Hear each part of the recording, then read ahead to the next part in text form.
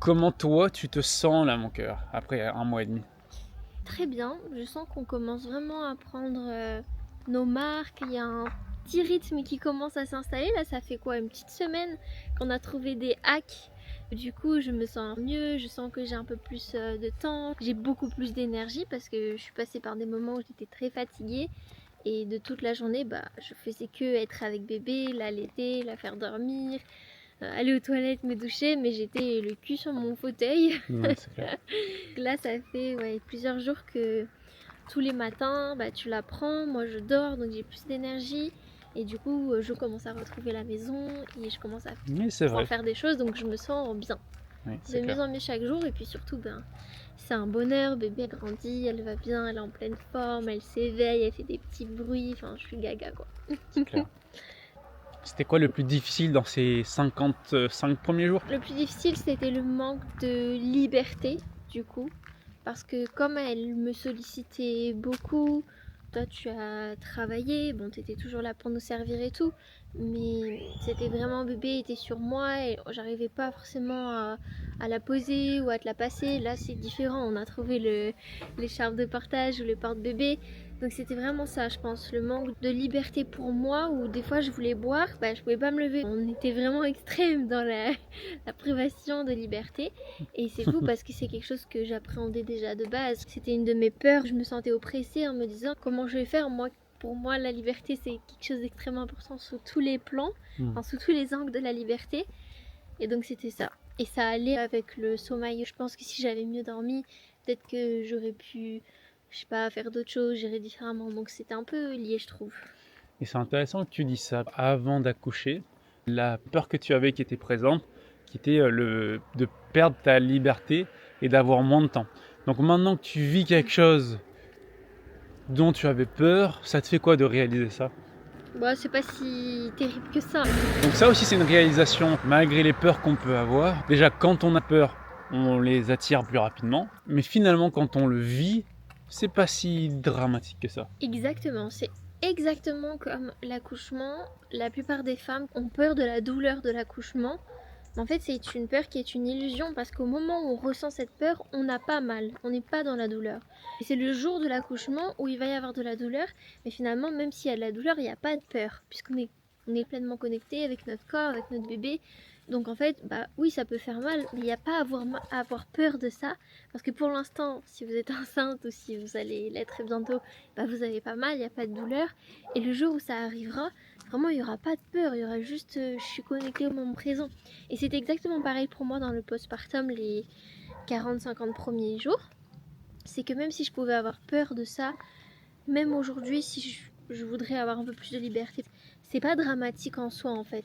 Je réponds à ta question de qu'est-ce qui est le plus Ouais. difficile, mais c'est pas insurmontable. De l'autre côté, c'est un bonheur. Je suis avec ma fille, le poupée. Voilà mon amour. Et toi alors, comment tu te sens? Je me sens super heureux et reconnaissant d'avoir une fille en bonne santé. Donc là qui... Mais elle a pas de gants. Ah mince. Bon. Tu nous dis si tu gèles de froid, mon petit cœur. Donc pour répondre à ta question, je suis heureux et reconnaissant d'avoir une fille en parfaite santé, de la voir grandir.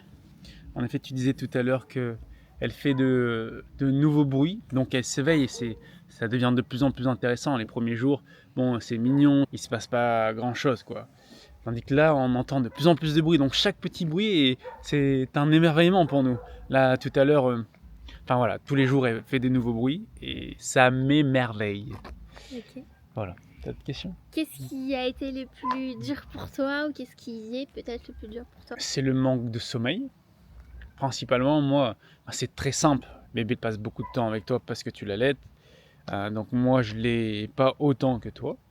Mais par contre, le matin, dès qu'elle se réveille et elle n'arrive plus à dormir, c'est moi qui la prends. Donc vers les 4 heures, je porte bébé et puis je me la coltine, quoi. Non, tu Non, l'as beaucoup plus en plus ouais. en ce moment. De 4 heures jusqu'à 9h30, 10h quand tu te réveilles.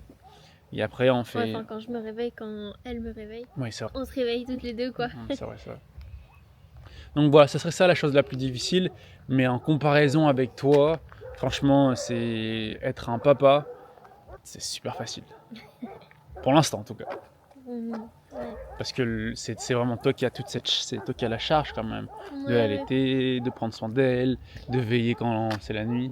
Oui, mais encore une fois, pour être clair dans mes propos, c'est pas, je ressens pas ça comme quelque chose d'insurmontable. Il y a eu des jours, il y a eu un jour, je crois, je me souviens, où vraiment j'en pouvais plus parce que c'était difficile, oui, ça me pesait. À un moment, émotionnellement, j'étais fatiguée et la fatigue et le fait que tu as ton petit bébé contre toi, qu'il pleure, il faut le changer, ça a pu être difficile, surtout un jour. Ouais. Mais la plupart du temps, le fait que tu sois un papa hyper présent, franchement, c'est pas quelque chose d'insurmontable.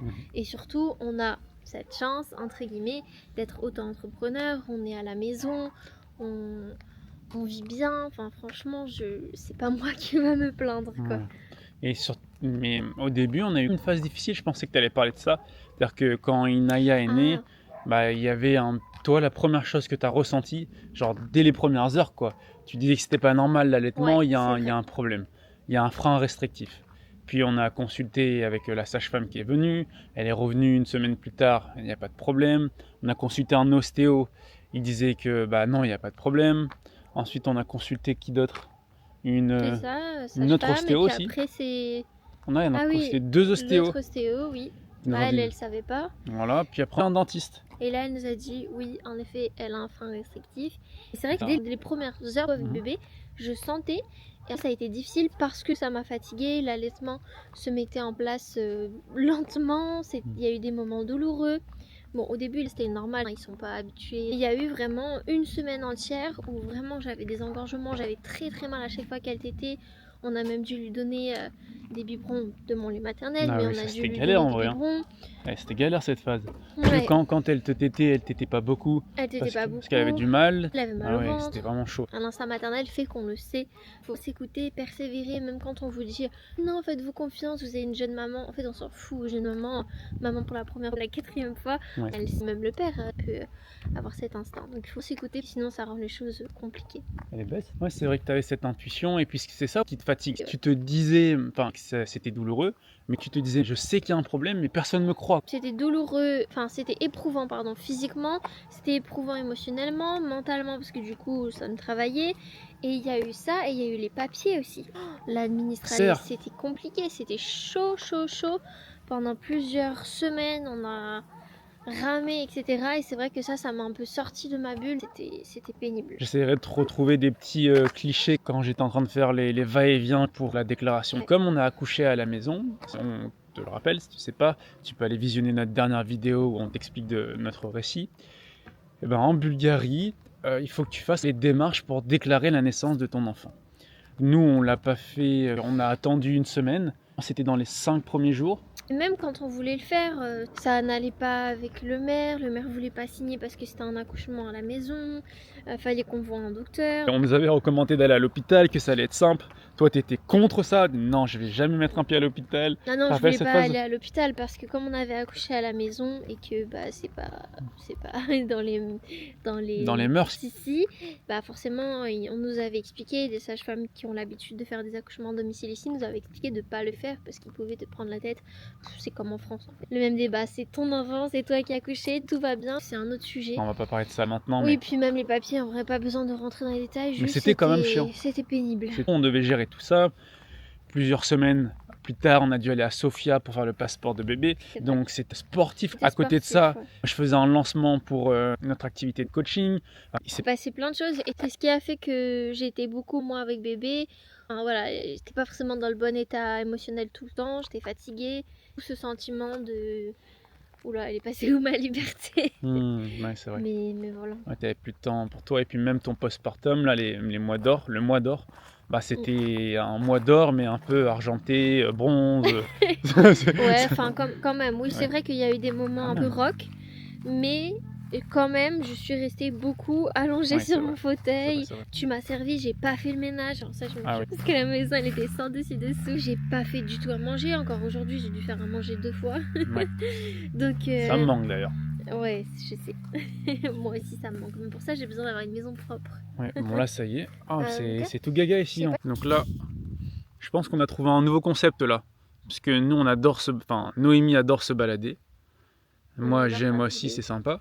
Mais moi j'adore faire des vidéos, mais on ne prend jamais le temps de faire des vidéos. Donc là, l'idée c'est de rassembler deux choses qu'on aime. Vas-y, on rassemble deux choses qu'on aime pour être plus régulier. Ça va nous encourager à faire une balade et en même temps créer du contenu. Ouais, moi je suis la plus heureuse. Fabuleux. Je me rappelle d'une question qu'on a eue, c'était qu'est-ce qu'on a fait du placenta? Je me souviens aussi, eh bien le placenta on l'a mangé, tout simplement. Miam, miam, miam, miam. En fait, dès que j'ai délivré le placenta, on avait prévu un bol stérile. Et voilà, je l'ai mis dans ce bol. On avait prévu un couteau. On avait prévu aussi un couteau stérile. Et en fait, Fabien s'est occupé d'en faire des glaçons. Donc il a coupé des petits bouts de placenta qu'il a mis dans des glaçons. On a congelé et fait des glaçons de placenta que j'ai mangé et Fabien aussi. Ouais. Voilà pourquoi on a fait ça. Pourquoi on a mangé ces glaçons de placenta. Mais en fait, il faut savoir que dans la nature, tous les animaux mangent leur placenta, consomment leur placenta. Pourquoi? Parce que c'est rempli d'énergie vitale, de vitamines, de minéraux, de bonnes choses qui va faire que la mère qui vient d'accoucher, où ça a été l'une des épreuves les plus intenses, va récupérer facilement. Ça évite la déprime du postpartum, le fameux baby blues. Ça évite de se sentir extrêmement fatigué, ça permet que l'utérus se cicatrise beaucoup plus rapidement, enfin, ça contribue vraiment à la force physique, émotionnelle et mentale de la mère, du couple. C'est aussi quelque chose de sacré. Au lieu de jeter son placenta, c'est une bombe de nutriments, c'est mon corps qui l'a fabriqué pendant 9 mois, qui a alimenté notre bébé. Bah voilà, rien ne se perd, tout se transforme, ça revient dans le corps. Donc voilà, je sais que ça peut paraître un peu étrange pour beaucoup parce qu'on n'en entend jamais parler. Mais nous, on avait appris ça et on savait que ça allait nous faire le plus grand bien. Donc c'est ce qu'on a fait. Et avec une autre partie, il y a une autre partie qui est toujours dans le congélateur. On veut le mettre dans notre jardin, on veut l'enterrer. Mais on l'a toujours pas fait. Question suivante encore pour toi. Comment s'est passée la mise en route de l'allaitement? Attends, d'abord, pourquoi toi tu as fait le choix d'allaiter plutôt que de donner un biberon? Parce que c'est la nature. C'était évident pour moi. Je me suis pas posé la question parce que c'est des années de changement de mes croyances. Mon identité maintenant, c'est d'être une femme proche de la nature. Je suis ce que la nature a prévu pour nous. C'est comme ça qu'on est le plus heureux. En fait, dans la vie, si tu suis ce que la nature a prévu pour toi, tout se passe bien. Tout se passe bien. Par contre, si tu te mets à suivre les règles que l'homme a créées, là, tu risques d'être malheureux. Et 90% du temps, peut-être, je dis pas que tout ce que l'homme a créé, c'est nul, mais une bonne partie des choses que l'homme a créées, ça va contre nature. Ça fait des années que je pense comme ça, et donc en fait, je t'avoue que je me suis pas posé la question. Pour moi, c'était évident que j'allais allaiter. Et donc et puis je savais avec la naturopathie que j'ai étudiée quand même que c'était la meilleure chose pour notre enfant. Pourquoi c'est la meilleure chose? Parce que c'est ton corps qui le crée en fonction de ton enfant. Ton enfant est unique, donc ses besoins est unique. Alors qu'un lait en poudre, il est pareil pour tous les enfants, sauf que tous les enfants n'ont pas besoin de la même chose. On n'habite pas tous au même endroit. On fait pas chauffer notre maison de la même manière, on s'alimente pas de la même manière, la qualité de notre eau est pas la même partout. Bref, un lait en poudre ne remplacera jamais le lait maternel. Et encore une fois, quand on a le malheur ou le bonheur, j'en sais rien, de dire ça sur les réseaux sociaux, on nous dit ouais mais tu culpabilises toutes les mamans qui n'allaitent pas. Non, pas du tout, je m'en fous, chacun fait ce qu'il veut. Il faut juste avouer, avoir cette présence d'esprit, d'être honnête envers la vérité et de se dire, bah oui, le lait maternel, puisqu'il est fait par le corps de la mère et que le corps de la mère répond aux besoins de son enfant par la production de salive, il faut savoir que quand le bébé tète, donc il met sa bouche dans le mamelon de la mère, eh bien sa salive va envoyer des informations aux récepteurs qu'il y a. Et en fonction de ça, le corps va produire un lait peut-être un petit peu plus hydratant, avec plus d'eau, ou avec un peu plus de protéines, de matières grasses, etc. C'est vraiment incroyable ça. Il s'adapte, c'est pas pour rien qu'on dit que c'est de l'or blanc, quoi. C'est vraiment ça le lait, c'est de l'or d'ailleurs. Même la mère, elle peut boire son propre lait si on en a trop. On peut cuisiner avec, on peut faire des cosmétiques avec, c'est ma prochaine étape. Donc voilà, Et puis franchement, c'est gratuit. Encore une fois, on dit souvent un bébé ça coûte cher. Oui, mais ça coûte cher si on suit ce que l'homme a créé. Si on achète des lits, qu'on fait des chambres, qu'on achète le lait en poudre, c'est un budget. Mais si on donne son lait, c'est gratuit. Si on dort avec son bébé parce que c'est ce dont il a besoin, c'est gratuit. Donc voilà, pour moi, ça faisait sens. La prochaine étape, ça va être des couches lavables. Enfin, Ah oui, on a acheté. il en faut plus. Ah non, on en a plein. Enfin, On en a 60 au moins. ah oui, là, il y a ça. Ah Des oui. couches Ah, lavables. peut-être pas autant. Lavables, oui, je vais te les montrer. On les Ouais. montrera. Je savais pas. Bon, bah super, hein, par ça, au moins ça évite de racheter constamment des couches là, parce que là, c'est. Ouais, moi j'ai envie d'essayer aussi. En même temps, je me pose Oui, la question de la c'est toujours ça en fait. gestion. Le fait que les mamans achètent des choses à consommer ou à faire, c'est parce que c'est pratique. Aujourd'hui, Carrément. on achète des couches pour une question de C'est la praticité, c'est facile. facilité. Voilà, les gens, elles achètent du lait en poudre parce que c'est soi-disant plus pratique, mais Non, hier, ça toi, c'est pas vrai. hier, tu m'as dit que c'était pas vrai. C'est vrai, il n'y a rien de plus pratique que de dégainer son sein n'importe où. Franchement, il n'y a clair. rien de plus Ouais, pratique. c'est vrai. C'est carrément pas pratique, les laits en poudre. T'imagines, tu Je dois sais te pas, trimballer jamais ta poudre, tu dois mettre de l'eau, mais de l'eau forcément une eau spécifique pour le bébé, Mhm. faire chauffer. Si t'es dehors, bah, tu dois trouver un endroit où ils acceptent de faire chauffer ton biberon. Évidemment, ils vont pas te faire chauffer ton biberon à la casserole, ils vont le faire au micro-ondes, donc super.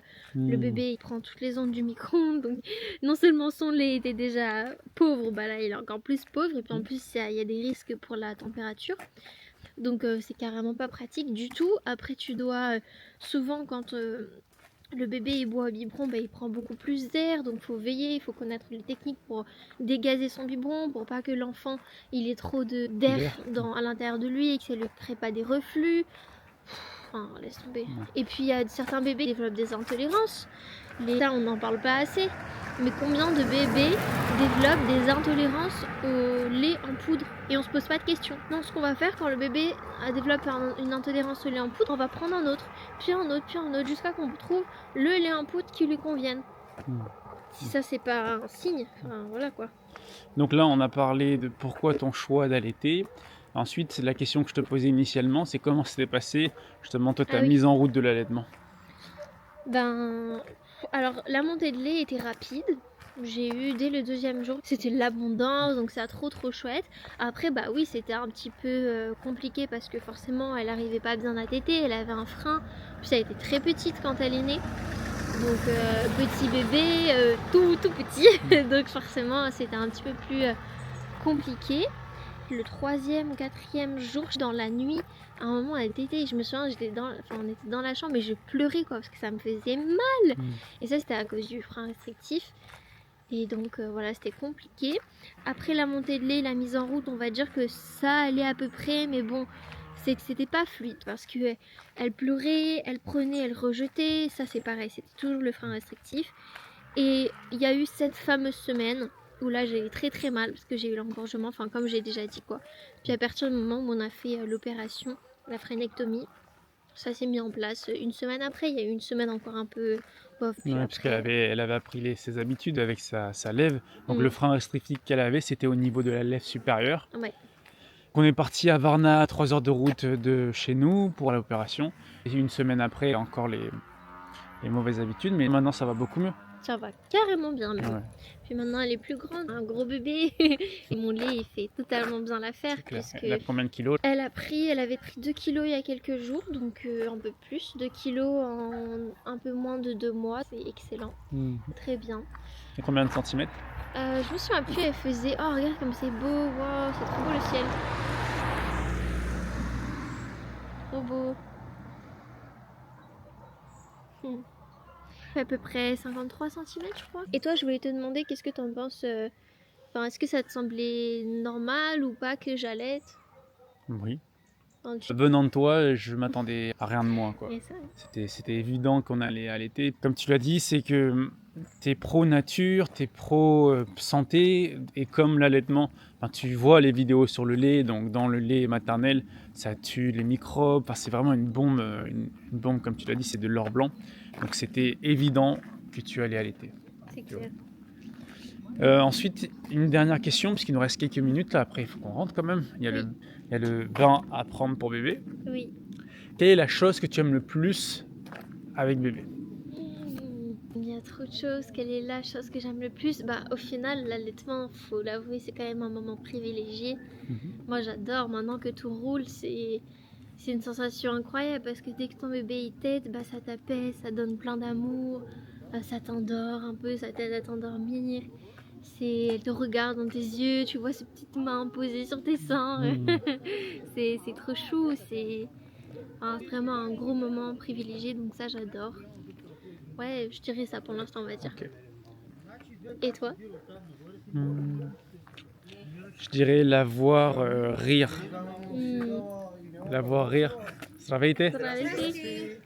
La voir rire, c'est vraiment quelque chose d'exceptionnel, quoi. En plus, elle rit là de plus en plus, elle pousse des petits cris. Ça, c'est vraiment quelque chose que j'adore, quoi.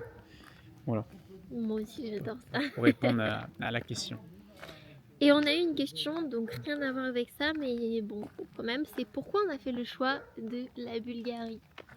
Vas-y, mon cœur. Moi, j'étais venu en tout premier il y a 5 ans parce que je faisais un petit road trip en Europe. J'étais venu seul ici, j'avais adoré. Puis mon meilleur ami m'avait recommandé d'y aller. Puis après, il m'a rejoint, on est resté un peu en Bulgarie. Puis on est parti à La Réunion et quelques années plus tard, on est revenu. Je suis revenu seul. Mais moi, je vous ai rejoint parce que vous avez créé un accompagnement. Ah oui, en effet, on avait créé un accompagnement ensemble en Bulgarie. Moi, j'adore. Après plusieurs allers-retours en Bulgarie, le coût de la vie est super accessible. Deuxièmement, les gens sont super sympas. Là, on est dans un petit village. Donc, moi, j'aime la tranquillité, j'aime être dans ma petite grotte. Enfin voilà, c'est fini l'époque où j'étais une superstar, où j'avais besoin de voir du monde, sortir, faire la fête. Et là, besoin de reconnaissance, besoin d'aller voir des meufs. Enfin, tout ça, là, aujourd'hui, j'ai plus ce besoin-là. Donc, il y a tout ce que j'aime ici. Il y a l'air pur, il y a la tranquillité et il y a Internet. Et tu as une super salle de sport à quelques minutes. J'ai une super salle de sport à 10 minutes. Moi, c'est exactement pareil et c'est surtout cette simplicité de vie. Je sais qu'il y a des gens qui n'aiment pas, parce qu'on a pu avoir des personnes de notre entourage qui sont venues et ils n'ont pas forcément aimé. C'est qui? Oui, enfin, je ne vais pas rentrer dans les détails. D'accord. Bon, voilà, C'est bien pour un aller-retour. Vous savez, là, ça sent la fumée du feu de cheminée. Oui, j'adore. Je me lève le matin, je regarde. En face de moi, j'ai la colline avec les moutons, les vaches ou les chevaux. Les gens sont vraiment extrêmement gentils parce qu'on est vraiment dans un petit village. Notre ami, tout le monde le connaît ici. On a été hyper bien accueillis. Il y a le grand-père de notre meilleur ami. Il y a quelques jours, il nous voit nous balader, il nous appelle, il nous dit de venir. Forcément, on comprend pas tout le bulgare, mais il nous dit de venir et puis il nous sort de sa chemisette des billets en fait pour Inaya. Mais c'est adorable, On l'a vu plusieurs fois, on se connaît, mais on n'a jamais vraiment échangé. À chaque fois, on se dit bonjour, on rigole. Enfin, il y a un autre type de communication, une autre langue qui se crée. Et c'est magnifique en fait. Et c'est trop chouette. J'adore. Pour conclure cette vidéo, si c'était à refaire, est-ce qu'il y a une chose que tu ferais différemment, que ce soit dans l'accouchement ou dans le postpartum? Je prendrais une femme de ménage, ça c'est sûr. Parce qu'en fait, il y a plusieurs moments où je voulais le faire. C'est au lieu que je m'occupe du rangement, du nettoyage, ce que j'ai peu fait. Donc ça serait ça, prendre une femme de ménage, avoir plus de plats, avoir quelqu'un qui cuisine en fait. C'est ça que j'aurais aimé. Parce que au début j'avais préparé quelques plats, donc on avait une semaine de plats à peu près. Ouais, c'est chouette. C'était chouette et puis après c'était pas un problème de cuisiner, mais comme ça me coupait à chaque fois dans mes tâches, parce qu'à côté de ça on a quand même un business à développer. J'accompagne des personnes, toi tu étais plus en pause pour t'occuper de bébé. Donc je mettrai en place, c'est prendre une femme de ménage et d'avoir quelqu'un qui nous ramène des plats régulièrement. Voilà. Et toi? La même chose, et je dirais s'il y a une priorité, c'est les plats, je pense. Parce que le ménage encore, c'est vrai que c'était chiant, au bout d'un moment ça m'a saoulé, mais pendant un mois, franchement j'ai rien dit, et puis je savais que c'était normal. Moi j'avais pas envie de le faire, toi je savais que tu pouvais pas non plus être au four et au moulin, donc franchement c'était pas grave. C'est plus après un mois je pense là, donc c'est peut-être 2 dernières semaines où ça a commencé à me titiller, à me saouler un peu tout ce bordel. Mais vraiment le plus important, je pense, c'est d'avoir quelqu'un qui vous fait à manger des bons plats, des choses que vous voulez, en fait, des choses réconfortantes, etc. Parce que c'est le plus important. Il faut que la mère, elle mange bien, elle mange suffisamment pour avoir une bonne production de lait. Donc ça, je pense que ouais, si c'était à refaire, on prendrait quelqu'un qui nous fait des plats, quoi. Ouais, et puis c'est un gain de temps. C'est Oui. un gain de temps en vrai, parce que c'est ce qui prend le plus de temps, faire à manger, faire le nettoyage. Bah tellement, carrément. Donc voilà, c'est fini la petite balade. Dites-nous en commentaire si vous avez d'autres questions. On fera une autre vidéo prochainement. C'est mort là. Ouais. Je pense prochaine vidéo, dites-nous dans les commentaires si vous voulez, mais je sais que vous voulez parce que vous nous aviez déjà dit. On va faire un tour de notre maison. J'aimerais bien vous faire un peu un feedback des achats bébés, des choses inutiles, des choses qui nous aident, notre organisation. Enfin voilà, vous inviter un peu chez nous et dans notre cocon et organisation. Dites-nous si ça vous plaît dans les commentaires. Bye bye. Dites-nous maison si ça vous plaît. Dites-nous maison et tu dis au revoir Inaya. Au revoir mon bébé. Au revoir. Ciao ciao tout le monde.